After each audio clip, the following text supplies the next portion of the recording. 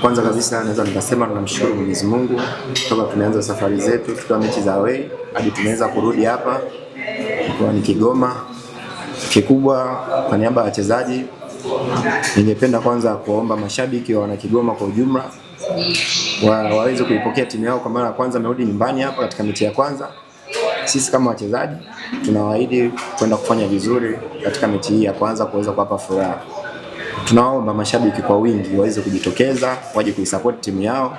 Sisi tunawaahidi kupata alama 3 kwa sababu tumejiandaa vizuri. Japo tunaamini msimu huu ligi sio rahisi, imekuwa ni ngumu, lakini kama wachezaji tumejipanga vizuri pamoja benchi ya ufundi kuhakikisha tunaweza kuwapa alama 3 katika mechi hii ya kwanza kwa nyumbani.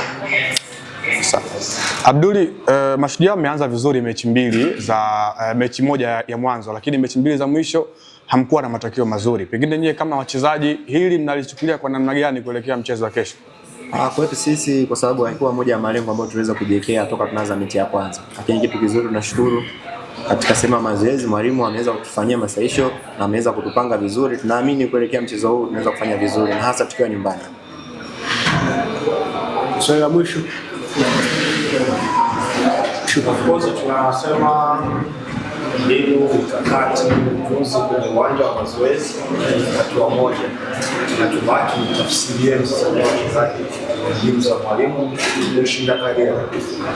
Wachezaji ndio wale tunajuana wanapoanza kuwa wachezaji wa Kagera na hiyo Mashujaa, tunaona kama tunaenda kukutana Mchekei tutakuwa rahisi au unaona hii game tunapata zaidi? Hapana, sisi tunachoamini kila mmoja amejipanga, lakini sisi tunaangalia kwa upande wetu, kikubwa tunahitaji kutimiza malengo ambayo tumejiwekea msimu huu, kuanzia benchi la ufundi, uongozi hadi sisi wachezaji. Tunachoamini sisi mchezo hautakuwa rahisi. Kikubwa ni sisi kupokea kile alichotupa mwalimu, kuhakikisha ndio tunakufanyia kazi uwanjani na kuweza kupata alama 3.